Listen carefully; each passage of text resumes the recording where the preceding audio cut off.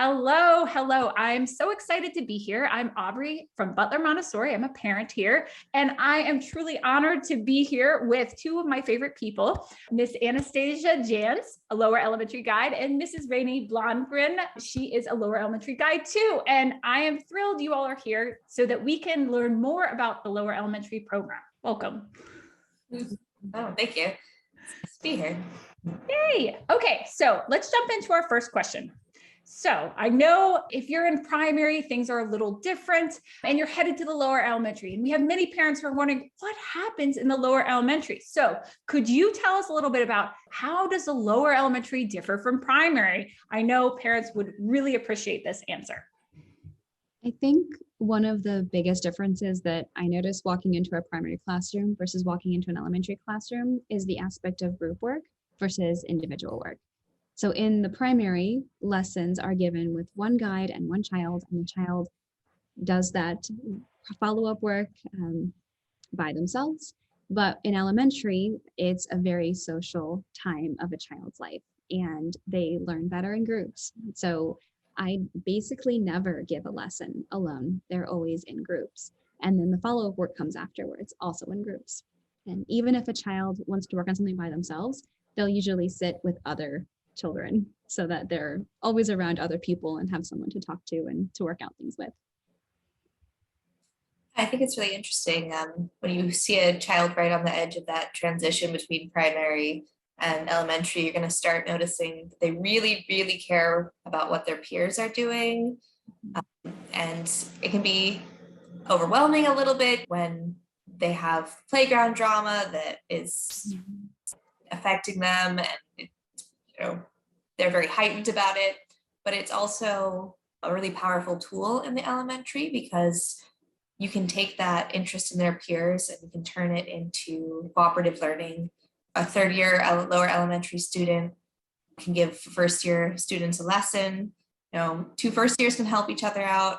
If they each have a little piece of the puzzle, they can put it together, and they are really responsive to other children. Once you create that community culture of kindness and problem solving, the children are much more affected when it comes from their peers than from an adult at this age. And so you really harness that in the lower elementary. That's a really good point, because there are plenty of things that are taught in the classroom that don't start with a guide. Right? Whether the guide gives a lesson to someone else and they're like, oh, can I please teach this to my friend? Or we see it with reading as well. I see a lot of children who are willing to practice their reading by reading with someone who is either stronger or weaker at reading than they are. And that's something that they really enjoy doing together. So there's a lot of practice and a lot of things that come because an older child and a younger child become friends, right? And then they want to do this thing together, and they really help each other along. Sometimes they get competitive about who can do the biggest math problem or the biggest timeline. They're really interested in grand scale work in a big way. The primary child is very meticulous and focused on repetition. The elementary child wants everything to be new and everything to be bigger than the last thing they did. We call it great work because they're really trying to push the limits. They want to see something that's large, and that could be just intellectually great, right? A really difficult problem, but can also just mean physically really large work. And the fun thing is that because it's in groups, it's a lot easier to do something really big if you've got people to do it with you. So there have been times, one of the things that pops up actually pretty often in my group is a lesson on the circle, where you use a stick to trace the circle onto a piece of paper. And usually you give the lesson, it's like this big, but then they'll get a yardstick out and they're gluing together these huge sheets of paper from roll so that they can use the yardstick as the radius of the circle. And it's enormous. And then they paint it, and 3 or 4 work periods to finish the whole thing. And then they're so proud of this enormous thing. Anna's classroom, I feel like every time I walk through the hallway of the main office, Anna's group has this enormous timeline that they posted for you to look at as you walk by. That's something that happens a lot out of her group. And it's awesome to see that. Is like these huge things that they create. I get very competitive with timelines in my classroom. Who has the biggest, longest timeline? It can be a conflict, but then it can also be a motivator. And so you have to turn those situations where there are conflicts and problems into both a social learning experience and also it can help with academics. That they're pushing each other in the right ways,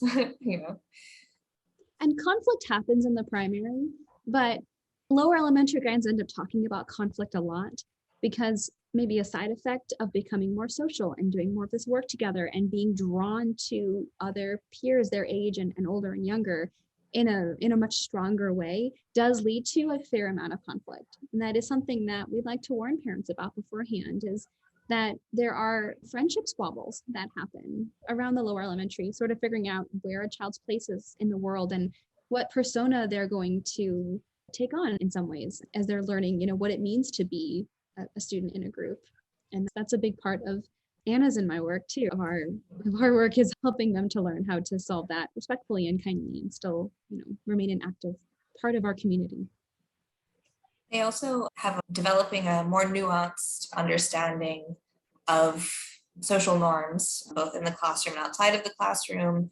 And so you go a lot deeper in those conflict resolution situations, understanding the motivation of the other child, how they're feeling, and they had a bad day, and what are we going to do next time? And, should we talk about this with other people, or is that gossiping? There's so many more nuances that they are starting to be ready.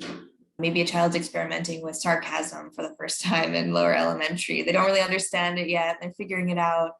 Another child who's a little bit younger doesn't understand it, and there's a conflict there.